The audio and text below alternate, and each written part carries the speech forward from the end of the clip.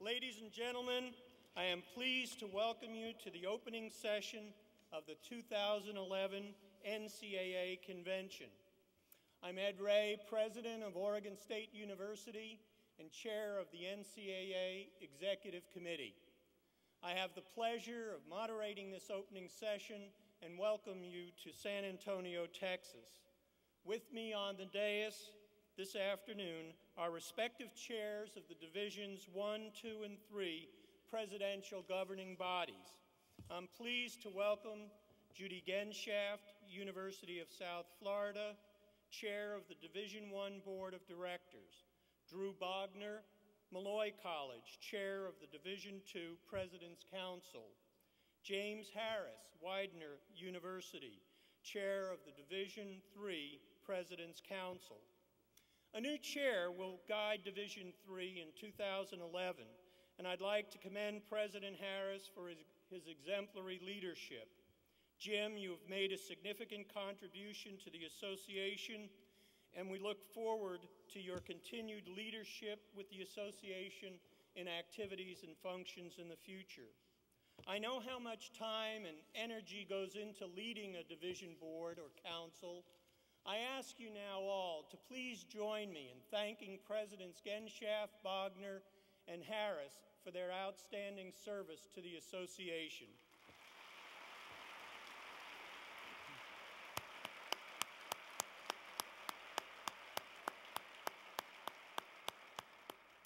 It is customary at this point in the opening session for the chair to present the report of the NCAA Executive Committee. As many of you know, the NCAA federated governance structure allows each division autonomy to address its varied issues. However, it is important for us to keep in mind that we gather annually at this convention as one association. The NCAA Executive Committee is composed of the presidents and chancellors from the three divisions, the president of the NCAA, 3 non-voting members, the chair of the Division I Leadership Council, and the chairs of the management councils in Divisions 2 and 3. The Executive Committee's duties and responsibilities include approval of the association's budget, oversight of association-wide issues, initiation and settlement of litigation, and employment of the NCAA president. With that in mind, I would like to report briefly on what has been a busy and productive year for the association. Executing one of its most important duties, the committee named University of Washington President Mark A. Emmert to be the next president of the association. He is the 5th CEO of the NCAA, filling a vacancy created by the passing of NCAA President Miles Brand in September 2009. President Emmert began his duties October 1, 2010, and we'll hear from him in a few moments. At present, if I can take a moment for a personal privilege here, I'd like to recognize a really extraordinary person who served in the interim capacity as president of the association and I think did a remarkable job.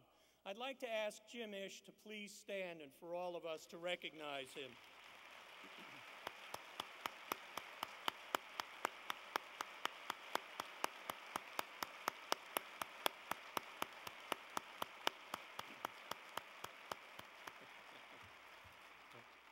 Last summer, the NCAA Executive Committee approved changes to the association's drug testing procedures that allocate resources more efficiently to increase deterrence without compromising the overall effectiveness and integrity of the program. The primary changes for the year-round testing program include increasing repeat testing dates, moving toward no-notice notification prior to testing, and targeting higher-risk sports and student athletes. For example, highly ranked student athletes, red shirts, and injured student athletes. Also last spring, the Executive Committee approved a diversity, inclusion, and gender framework that says, and I quote, "As a core value, the NCAA believes in and is committed to diversity, inclusion, and gender equity among its students, athletes, coaches, and administrators. We seek to establish and maintain an inclusive culture that fosters equitable participation for student athletes and career opportunities for coaches and administrators from diverse backgrounds. Diversity and inclusion improve the learning environment for all student athletes and enhance excellence within the association."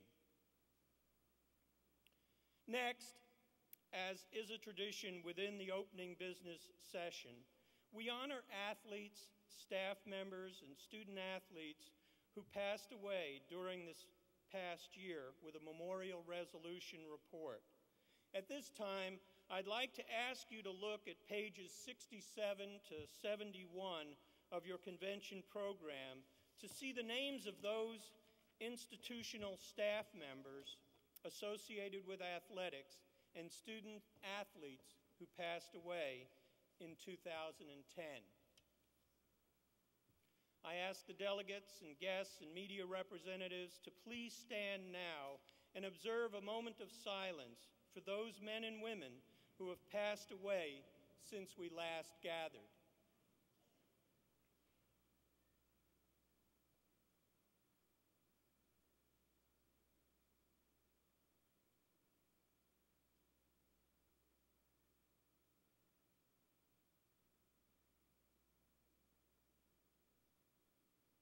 Thank you. Please be seated.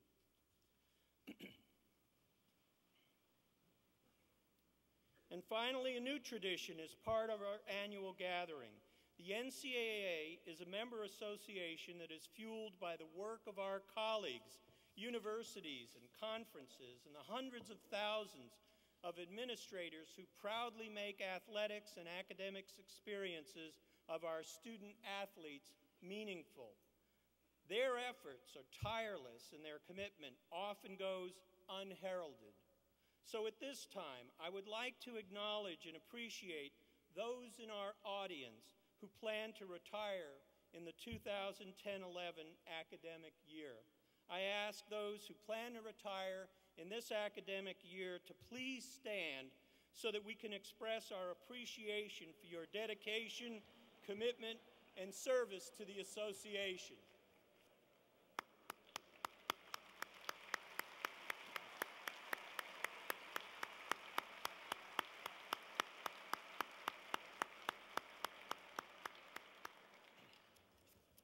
Thank you. It's now time to hear from NCAA President Mark Emmert. While many of you may have known Mark from his previous positions at Montana State University, the University of Connecticut, Louisiana State University, or the University of Washington, or you may have met him over the last few busy months, I am now pleased to introduce him to address the association as a whole for the first time.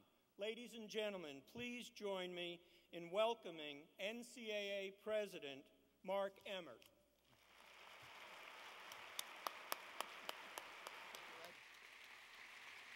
Thank you. Thank you. Thank you. I know some of you were watching to see when Ed asked if those planning to retire would please stand up, whether I was going to stand. The fact is that I'm now in my 101st day on the job as your president. And I wanted to begin my comments by, first of all, thanking you. Thanking you for having confidence in me to offer me this position. Those of you on the executive committee who conducted the search had an extraordinary task, and that was to replace Miles Brand. We were extremely lucky as an association to have Jim Ish ready and willing and able to step into the void and serve as our interim president. And for me, that allowed the transition to go amazingly smooth. But nonetheless, this is an incredible organization that serves our universities and our student athletes so well. And for me to get to serve in this leadership position is a great honor. And my wife, Delane, and I, Delane's sitting right here by Jim, we are very, very thrilled at this honor, and we appreciate it enormously. So in this first 101 days, I have mostly traveled around the country. I've been to many, many meetings and associations. I've met with presidents and athletic directors and commissioners. I've had, of course, a good many visitors in Indianapolis, and I've worked a good bit with our staff in Indy, and I've tried hard to find time to meet with student athletes around the country as well. And over the course of that time, I've heard about many, many issues, many opportunities, many challenges. And we all know that in our business, there's no shortage of issues. All you have to do is look at the program agenda for this convention, and you realize that issues like advancing our academic progress rates, or student well-being, or the playing rules, or the way we conduct recruitment, the format of championships, fiscal constraints, the growth of the membership, how we allocate our media revenues, et cetera, et cetera, et cetera. It's a long list of issues that we're confronted with on a day-to-day basis. And for me, I think we need to recognize that that's where the rub lies. The challenge is that we have all of these issues confronting us on a daily basis. The agenda can shift around from day to day. Some issues capture the imagination of the media. Some of them are thrust on us by whatever the incidents of the day are. But we wind up, like so many organizations and so much of society today, being issues-driven, responding to issues and reacting, rather than thinking about where we want to be going and charting a course and following that. We're susceptible to being whipsawed back and forth by the daily shifting that occurs from whatever happens to be coming at us in that moment. What we need, and what I want to talk about today, is this need for greater clarity and commonality of purpose, so that we can constantly look back to what the association's really all about, and then we can stay focused on that. We're always going to address the issues of the day and the problems that come at us. We have to do that. That's our jobs for all of us. But we have to do that by keeping our eyes on the values and the purposes that we all work for, the reasons why this organization was created and why it exists today. And so one of the things that I'm especially pleased with Jim about is that when Jim was interim president, he and a number of presidents, the executive committee was involved, and the president's councils were involved in deciding that we needed to get together a group of people to start talking about how do we drive our decision-making by our values, by our core purposes. And so we put together a group of presidents and commissioners and ADs and a variety of folks, and we started a conversation about just that. What should be the values that we use to drive our decisions? How do we stay focused while we're still dealing with all the issues du jour? And what I want to do today is I want to talk about each of those values, the 5 values that this working group has come up with. And I want to use also some special visual aids, some instructional aids in making my points. So let me start with the first value that I think is one that we can easily all agree on and make sense, and that I've been talking about since even before I started my job, and that is that we have to be focused as an organization, as an enterprise. We have to be focused like a laser on one thing, and that is the success of our student athletes. That's why this organization was created more than 100 years ago. We have to make sure that our student athletes have a chance to be successful as student athletes, successful in the classroom, and successful in life. And I want to introduce now a video that makes this point beautifully by talking about Ashley Karpanos, a former student athlete who was a swimmer at Kenyon College, the 2003 Woman of the Year for the NCAA, and who is now a physician at Vanderbilt University. Please join me. She spends her days now as a doctor in internal medicine and pediatrics at Vanderbilt University Medical Center. But it wasn't that long ago that Ashley Roat Karpanos could be found studying and swimming at Kenyon College. While pursuing a molecular biology degree, Ashley also squeezed in time to grab national titles and tutor troubled youth. She was selected in 2003 as the NCAA Woman of the Year, the first ever Division III athlete to win the award. Ashley hopes to someday work as a team physician for a college or university. Please welcome the 2003 NCAA Woman of the Year and current physician at Vanderbilt Medical Center, Ashley Roat Karpanos.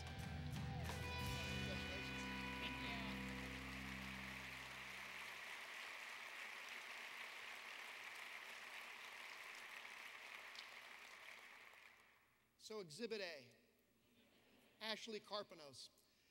Ashley, tell everyone today how it is that your experiences, academic and athletic, at Kenyon College have helped you be so successful as a doctor, and they've really helped you achieve all the wonderful things you've been able to do so far in your young life. Sure. Well, being a student athlete at Kenyon, I definitely learned about managing my time effectively, working well in a team setting with others. But something that I really internalized that I've used in medical school and during my residency is that I learned to be constantly moving forward, to be engaged in a process of self-improvement, and to be constantly working toward that next stage. So improving my skills. In college at Kenyon, that meant to be continually working on improving my skills athletically and academically. I always wanted to refine my stroke technique in the pool, to refine my race strategy, improve my strength and fitness levels, and to really develop my critical thinking skills through science and humanities classes. And now, as a doctor at Vanderbilt, I'm in constant pursuit of improving my professional skills. So I'm always trying to refine my physical exam skills and my physical diagnosis, my procedural technique skills. I always want to be able to improve my ability to integrate complex data into making the best diagnosis for my patients and coming up with optimal treatment plans for my patients. So while I really learned to be constantly moving forward, I always remember something that my coach, Jim Steen, said, and he taught me to be content with where I am today while being in the process of continually moving forward. Don't be at rest, don't be stagnant. Move forward, but be happy with where you are. Well, you're certainly doing that. But share with us also, if you could, what was it about athletics compared to all the other opportunities and experiences you had at Kenyon? What was distinctive about athletics that really helped shape some of that as well? I think what I really learned from athletics, from swimming, was to make goal setting a continual process and to make goal setting a habit and just a natural process. So I remember Coach would sit us down at the beginning of every season and we would say, where do you want to be in 4 years? Where do you want to be at the end of the season? Where do you want to be next month? And then he would help me translate that into, what do I need to do today in the pool? What do I need to do today in the classroom to get there? And that's something that I really learned from athletics that I've been able to use. That's wonderful. Ladies and gentlemen, Ashley Karpanos. Thank you very much, Ashley. Thank you.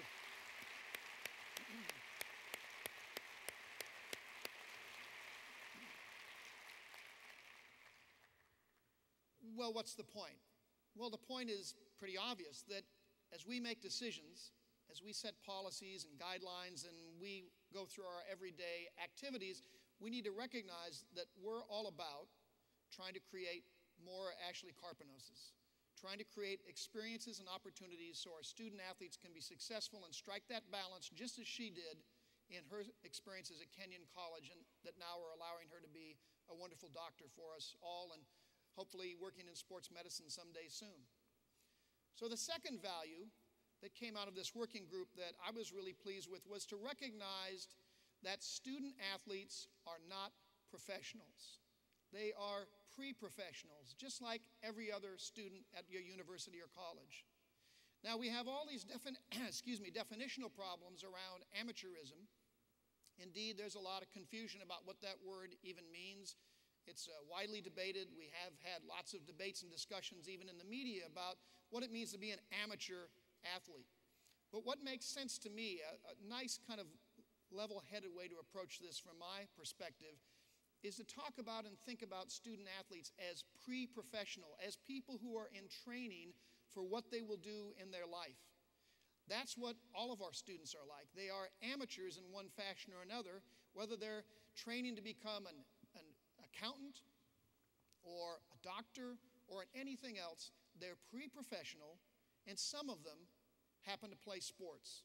So let me introduce now a second video and use my next instructive aid here, and that's a video about Robert Griffin, quarterback of Baylor University and a pre-professional who just happens to want to be a lawyer. Roll the video, please. He's quietly led a revival of football at a school that has seen years of struggles. Robert Griffin III, star quarterback for the Baylor University Bears, took his team to a bowl game for the first time in more than a decade. A devastating injury early in 2009 put him on the sidelines for the season. After almost a year of grueling rehabilitation, Robert returned this season to lead the Bears and set 5 single-season school records.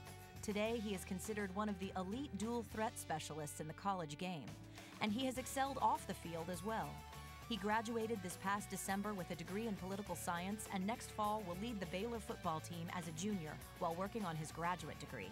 His academic and athletic accomplishments led to his appearance on the October cover of the NCAA's Champion magazine. An inspiration to his teammates and fellow students, please welcome recent graduate of Baylor University's political science program and football player, Robert Griffin III. Congratulations. Thank you.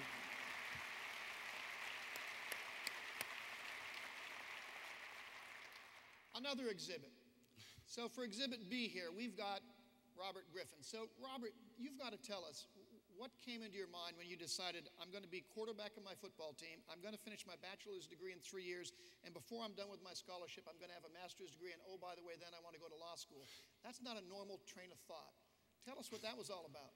No, it's not a normal train of thought. It's just one of those things that happened. They told me that I had an opportunity to graduate in 3 years. So I took that opportunity because not very many people get to do that. And, with my parents, I love them, and I thought that it would be great if I got 2 degrees from my scholarship rather than having them pay for it. Now those are words that every parent wants to hear. And to prove it, Robert, I think your parents are in the audience. Yes, they are. Where are your parents? They're right there. Right here? Could you please stand up and let us congratulate you on this wonderful young man?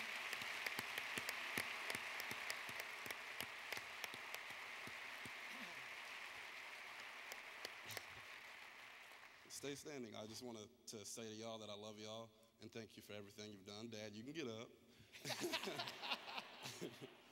And unfortunately, I decided not to go to law school, so you guys are going to have to come here on that one. But I'd also like somebody else to stand up. Rebecca, please stand up. This is my fiance, and these 3 individuals, through my grueling rehab for my ACL surgery, they were there every day for me, making sure I had everything I ever needed. They took me to the bathroom, made sure I know, took me, fixed me food and everything. I mean, I was pretty much riding in the back of the cars everywhere, and they were carrying me around, so I want to thank you guys for that. Thank you.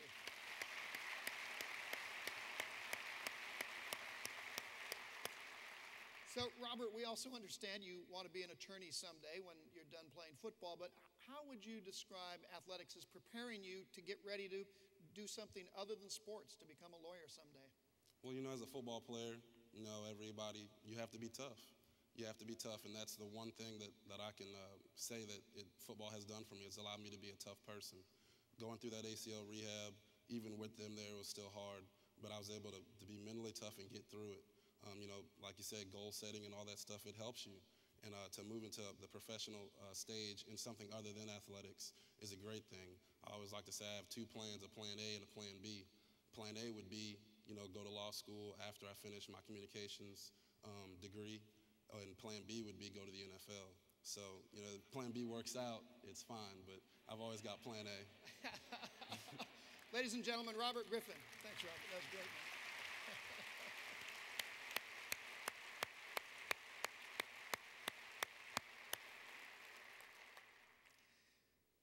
So what's the point there? Well, besides the fact that he's got great parents and a great fiancée that help him out, and as we all do, we need help from people all around, it's that our slogan of the fact that the NCAA has 400,000 students who go pro in something other than sports is in fact true. It's more than just a cliche. It's what really is going on for all of our student athletes, and Robert and so many others are living proof of it. So the third value that this working group came up with is to recognize the notion that we have to, collectively, we have to find a way to provide as many opportunities for as many student athletes to participate in sports as we possibly can. You know, that's what we do in higher education overall. We provide in our universities and colleges a wide array of courses and majors and programs that we can participate in. Some get more attention than others. Some attract very large numbers of students, and some just a handful. But we understand that that whole complexity of what we offer inside a university or a college is what makes up the whole. And just as what happens inside the classroom is the same thing that goes on out in the fields and in sports. We have to recognize that we have athletics that goes on in 3 different divisions across a wide range of sports. Indeed, we of course have rules that say you're not going to just offer 1 or 2 sports to participate in our association. You've got to have a collection of them that provide a breadth of opportunities for as many student athletes as you possibly can. And so I have another video that I want to introduce that I think exemplifies this value very, very nicely. This is a video that comes from a student athlete, SHIPPENSBURG University cross-country student athlete and national champion, Neely Spence. Please enjoy it. Born into a family of world-class athletes, Neely Spence is one of the nation's premier collegiate distance runners. Her father is an Olympic medalist and coach, and Neely is poised to follow in his footsteps as she continues to break records and study coaching as a minor. Now a junior at SHIPPENSBURG University, Neely just took home the 2010 cross-country individual championship for Division II, becoming the school's first female athlete to do so. She also recently was awarded the 2010 NCAA Sportsmanship Award. Please welcome SHIPPENSBURG University Human Communication Studies major and 2010 Division II Women's Cross Country Individual Champion, Neely Spence.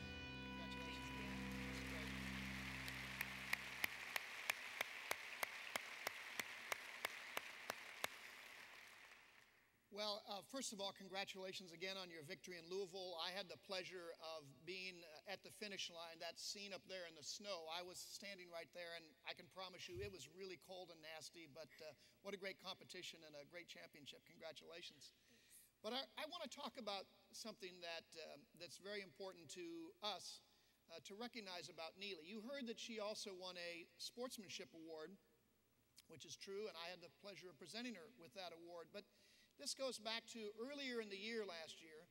Neely was running in a conference meet. She was trying to set a conference record. And while she was in the midst of that, she knew that there were only 1 or 2 other members of this meet who had a chance to run a time that would be good enough to qualify for the national championships and get that person into national championship competition. And as she was running, she realized that one of her competitors from another school that she knew well wasn't running fast enough to qualify. So she gave up on the notion of setting a conference record. She slowed down, let the other person catch up with her, and paced her and talked her into running fast enough to finish, to meet the time, to get into the national championship competition, and did something that will be a lifelong memory for both of them. So, Neely, that was an amazing act. You've got to tell us why you did that. What was that all about in your mind, and what a great thing to do? Well, thank you. You know, President Emmert, it really was just the right thing to do. She is a great athlete.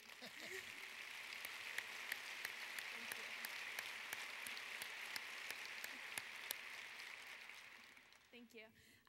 You know, she's a great athlete, and I think it worked out great for both of us. We both met our goals. I was able to win the race and help my team win the conference championship, and she was able to qualify for the nationals, and we went on to place 1st and 3rd at the NCAA championship, and I was just so excited to be able to be a part of her success story.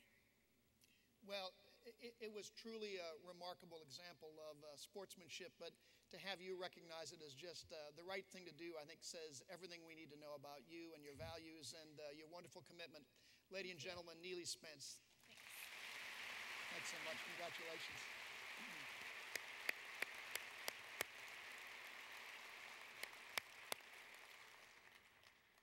So Neely's story exemplifies why we value broad-based participation and support all three of our divisions and all the breadth of the opportunities that we can provide young people. I mean, what would it be like if we didn't have Neely Spence's story?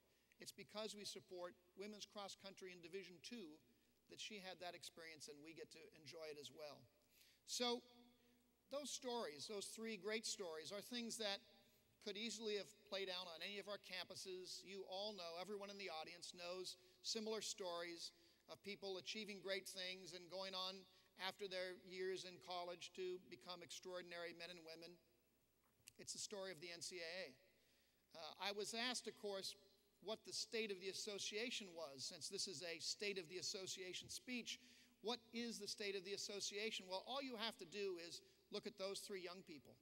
You call them out here on stage, you hold them up and you say, that's the state of the NCAA. That's what we do. That's why we're here.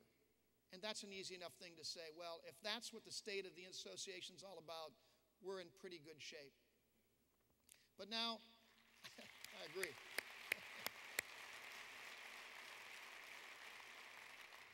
But now those of you in the audience that are particularly quick will have noticed that I said there were 5 values and we have 2 to go.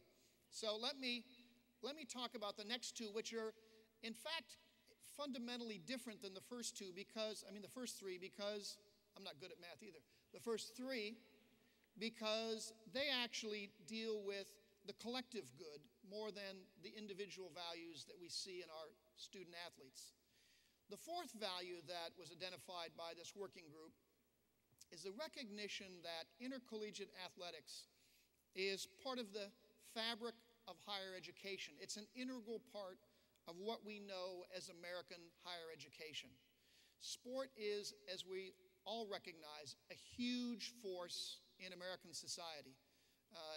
College sports in particular have a very special place in our society. People look at college sport differently than they look at sport in general, but it is nonetheless a very strong influence on our communities, on young people, on our daily lives. And that's equally true on our campuses and in our communities. For so many of our schools and colleges, intercollegiate athletics is a social glue that holds together that community. It's not only something that we get to enjoy when we go to athletic events, it provides our alumni, our friends, our families, the community in general, something to come together about, to celebrate. It provides us with a focus of attention around the things that we care about and value. This value, though, is an interesting one because it brings with it some obligations, some responsibilities for us as an association and as individual member institutions to be engaged back in that society. We know that the media pays great attention to sport, whether it's local or just the campus or broadly nationally and even beyond, but that attention also means that we are often held to higher standards. What we do right and what we do wrong is seen in broader brushstrokes than the rest of society. So we have to be engaged with our communities. We have to recognize that there are those who would like to push sports away from our campuses. I've heard in these first 101 days a number of people asking me quite seriously, shouldn't athletics not be a part of the regular components of universities and colleges? Shouldn't we just create 501c3s and set them on the side and let them operate as independent entities? Or shouldn't they be somehow kept distant from the core of the academy? I couldn't disagree more. I think that is exactly the worst instinct that we could possibly have. Where intercollegiate athletics is most valuable is when we pull it into and make it fully part of the fabric of the academy. It's how we justify supporting it with institutional dollars. It's how we justify having it be part of the learning experiences of all of our student athletes. We recognize it as an integral piece of an educational experience. We're unique in the world in doing that. Only the United States does that. The rest of the countries don't have systems like that. It makes for a remarkable blend, and I was delighted to see that the working group put that on as one of the 5 values that they thought was so important. And then the 5th value was one that I also think is particularly important and one that I want to spend a few more minutes on. That's the notion that we have to be dedicated to enhancing and sustaining the model of collegiate athletics. You know, collegiate athletics is in so many ways different than other forms of athletic activity. It has its own model and its own values, as we're talking about here. It means that our student athletes are student athletes. They're not professional athletes. We're not talking about the minor leagues of baseball or the minor leagues of basketball, that's not our job. Our job is this broader role of supporting our student athletes inside the context of an athletic environment so that the collegiate model becomes one that everyone can look at and celebrate and enjoy. And when we have threats to that, we have to be very, very attentive. We have to recognize that this is not just about trying to run an enterprise. It's about protecting something that is very, very valuable to us. And so in that context, I want to discuss the regulatory environment, the enforcement processes that we engage in, because in recent weeks, and it just happens to be the season right now, but in recent weeks, we've had a number of very, very high-profile enforcement cases that you're all well aware of. They've been splashed all over the media, and we've talked about them. They've drawn an enormous amount of attention and even a fair amount of criticism. They've even had people questioning the values of the NCAA. And I want to say that I understand those criticisms. I understand those concerns. I even understand the critiques. And what we have to do as an association, we have to make sure that we can be as clear as possible about our values and about how they're reflected in our regulatory efforts and our rules. So let me be really clear about some things that I think require some clarification. First of all, it's wrong for parents to sell the athletic services of their student athletes to a university, and we need to make sure that we have rules to stop that problem. And today, we don't. We have to fix that. Student athletes trading on their standing as star athletes for money or benefits is not acceptable, and we need to address it and make sure it doesn't happen.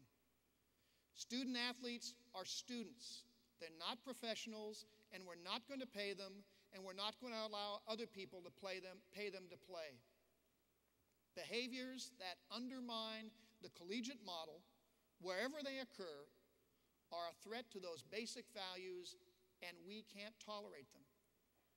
If we believe in those values, the things that I'm talking about here today, we need to be ready to defend them, and if we don't, then we have to be ready to suffer the criticism that comes from not doing so.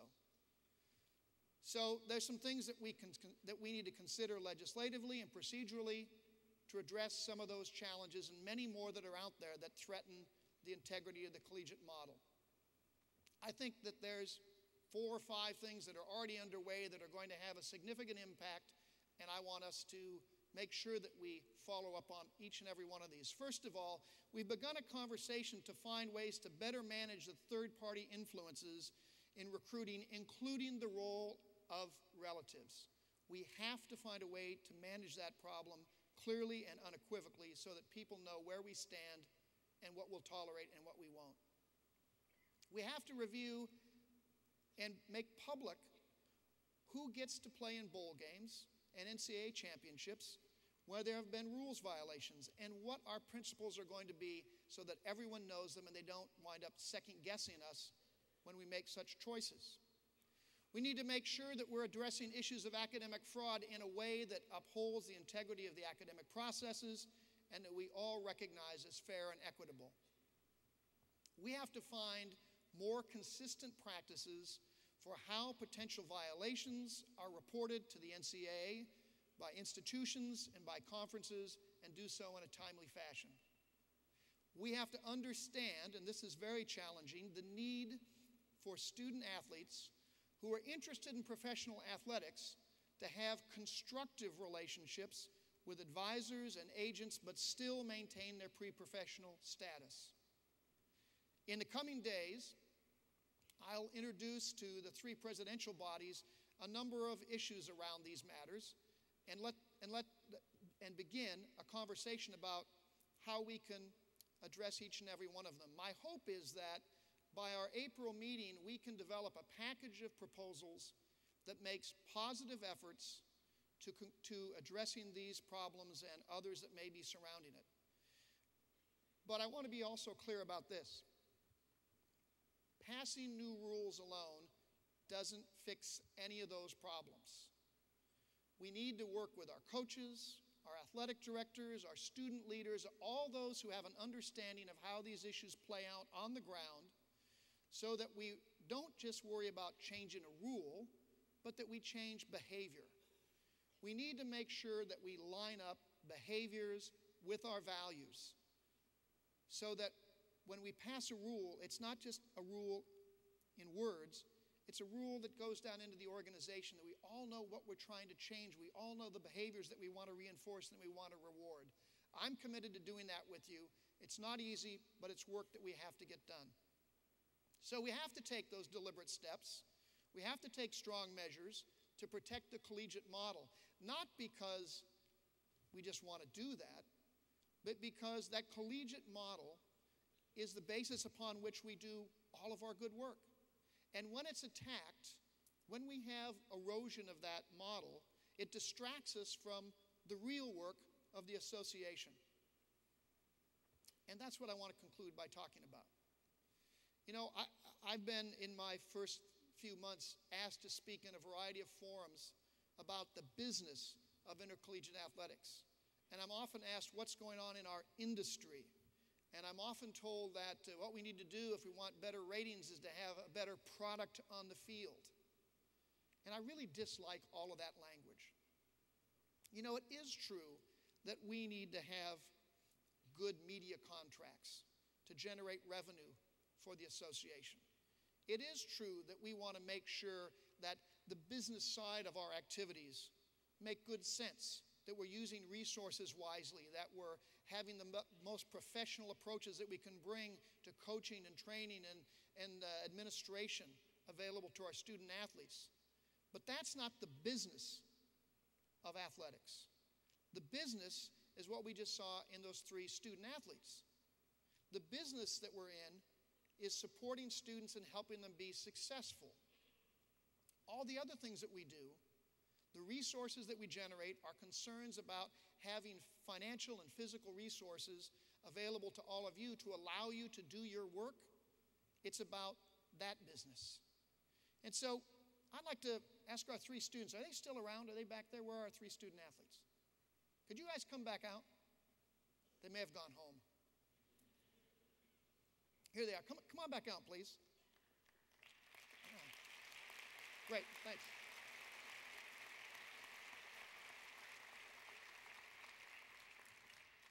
This is our business.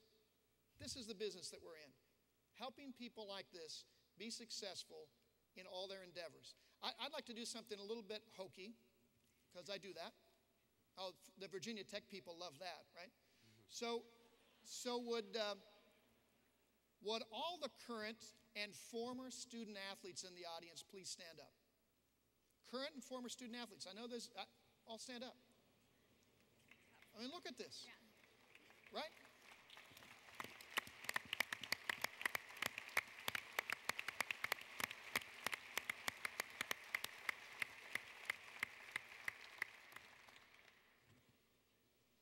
That's our business, right? That's what we really do. And so we're going to pay attention to all the issues and all the problems, but we need to work very hard to keep ourselves focused on the values that count, on the business that counts, and making our student athletes successful in all the things that they care about. That's what I'm committed to do with you. Thank you for entrusting that great responsibility to me. I really appreciate it all, and thank you so much for being here today. Good afternoon. Thank you, guys. Thank you. Thank you. All right, there you go.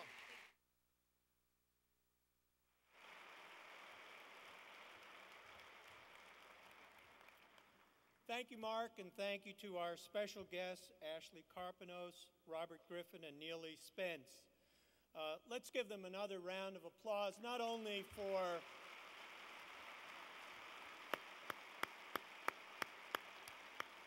We want to recognize them not only for what they've already accomplished in their young lives, but for the incredible things we know they'll continue to accomplish respectively in their near and distant futures. Just wonderful, wonderful examples of many of the student athletes we've all become familiar with. At this time, I'd like to turn the session over once again to President Mark Emmert to announce the winner of the 2011 NCAA President's Gerald R. Ford Award. Mark? Okay, thanks again. So, when I first took on this job, of course, I was briefed on all the activities of the association and a whole myriad of topics, as you can well imagine, like all of us would do when we start a new job. But this next item of business is one that I consider a true privilege. Since 2004, the NCAA president has had the honor to bestow the Gerald R. Ford Award to an individual who has provided significant leadership as an advocate for intercollegiate athletics on a continuous basis over the course of an entire career. It is a Career Achievement Award, and I'm proud to continue that tradition today. This year, the Ford Award goes to an individual I consider a true leader on so many levels, and I know you do as well. Please join me in watching this wonderful video. This is a story not about a man and his age, but rather a story about a man for the ages. The awards that Joe Paterno has received and the records that he has set are well documented. The 401 wins, most of any football bowl subdivision coach. The 5 undefeated seasons, 23 top 10 rankings, and 2 national championships. More bowl appearances and bowl victories than any other man. The only coach to have won the Rose, Cotton, Sugar, and Orange Bowls. A 5-time National Coach of the Year and inductee into the College Football Hall of Fame. Sports Illustrated Sportsman of the Year. And today, the NCAA President's Gerald R. Ford Award.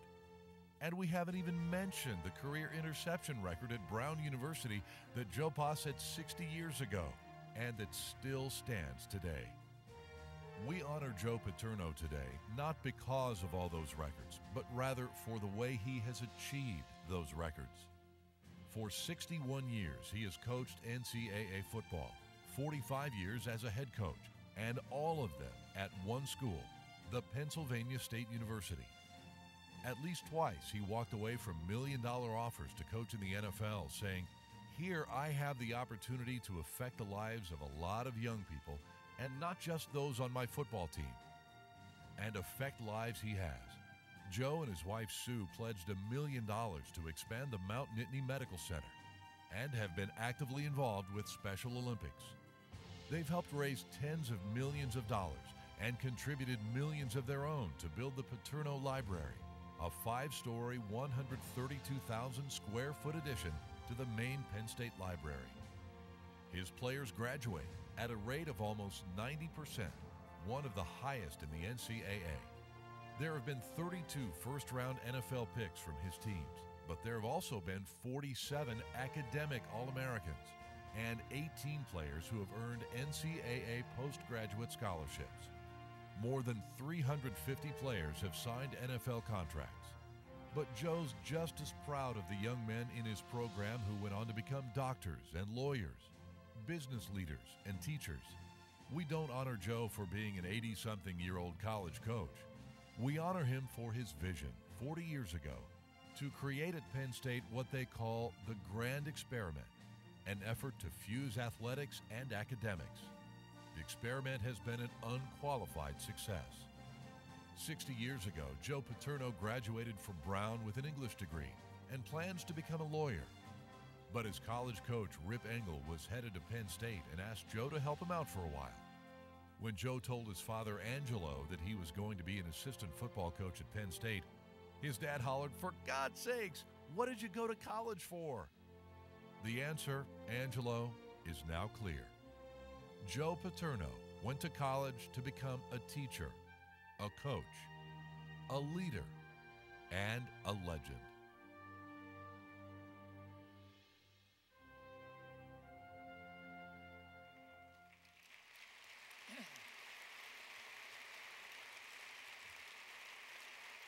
Ladies and gentlemen, please join me in welcoming the 2011 Gerald Ford Award winner, Coach Joe Paterno. Coach.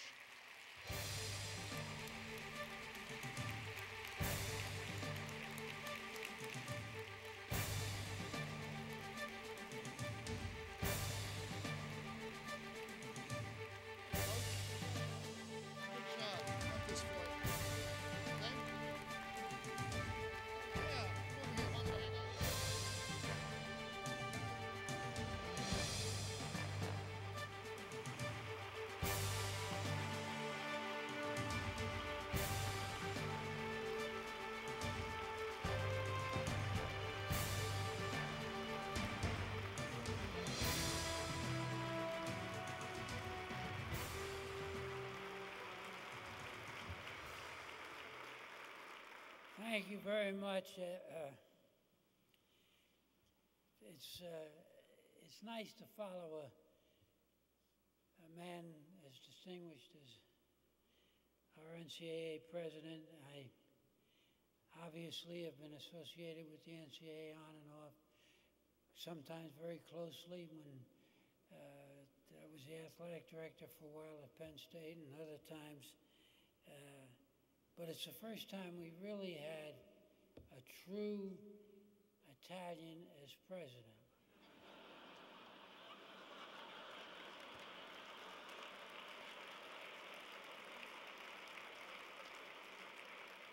I could take him back to Brooklyn and women would go wild. I'm very humble with this, I really am. I'm a great admirer, have been, of Jerry Ford, and to get an award that's named after him is very, very special to me. We got to be friends. It's tough for me to be friends with Michigan people, but he was, and a couple of times he said some things that had a great influence on me, and how much his experience as a college athlete had helped him later on in life when he went to law school and then in politics. And when he went through that difficult time, when he inherited the presidency, and we were in the middle of the Vietnam War and Watergate, and he handled himself with so much dignity and pride. And at a eulogy that George W. Bush gave him, he told a story about President Ford when he was an undergraduate at Michigan playing center, an All-American center. He's great, an outstanding football player. That they were playing Georgia Tech in 1934, and Georgia Tech did not want to play him and was not going to play him because Michigan had a black player on the team, and President Ford would not play because Georgia Tech wouldn't play because of the black athlete. And he did not play until the black athlete came over to him and said, "Please play for me." And he went out and he played for him. And I'm also when I listened to everybody talk, and when I had a chance to visit with the young people, both in the waiting room and backstage, I feel good about the 61 years I've spent in intercollegiate athletics. I feel good. I think of guys like Arthur Ashe, who preached in his day about, heroism is very simple, I think he said. He said it's simple, and he said the thing that is important is not how much you can do to overcome the other guy, but how much you can do to help other people. And if any of you listened to our President Obama, last night in Tucson, talk about what we could learn from the tragedy of last Saturday, and that the heroes will be the people that make up their minds they're going to help people. And that's what intercollegiate athletics teaches people to do. It isn't how big your stadium is. It isn't how much money you spend there. What comes out of intercollegiate athletics is when that you, as a coach and somebody that works with young people, is when you get down on that field and you help them adjust to what goes on in a competitive world where they've got to find out some things about themselves, where they got to make the sacrifices and the discipline and have the kind of pride that we need if we're going to move this country ahead, and they're going to move our society ahead, and they're going to feel good about themselves. So accept this award very humbly. 61 years, if you stay in something long enough, they got to give you something.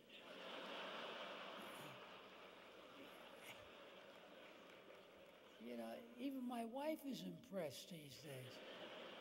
And it takes a lot to thank you very, very much. You've got a big job ahead of us.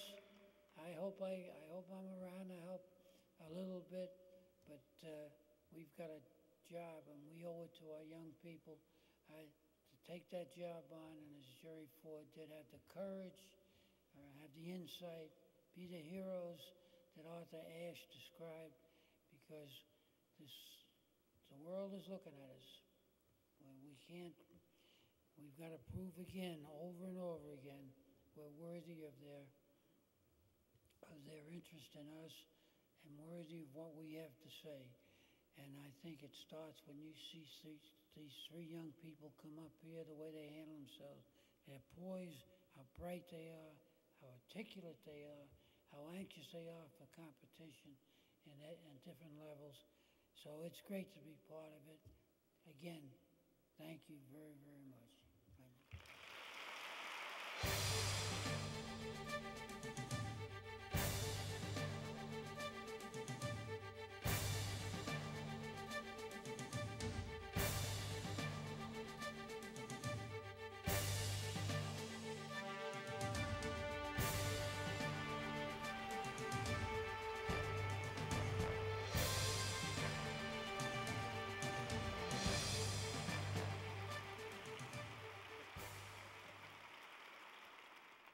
Highlights from this session will be available on ncaa.org and the newly redesigned ncaa.com immediately following this session. The delegates' reception will take place in the grotto, which is down one floor from the exit to this theater. Thank you all for attending this year's NCAA convention. I wish you a happy and prosperous new year. This session is adjourned.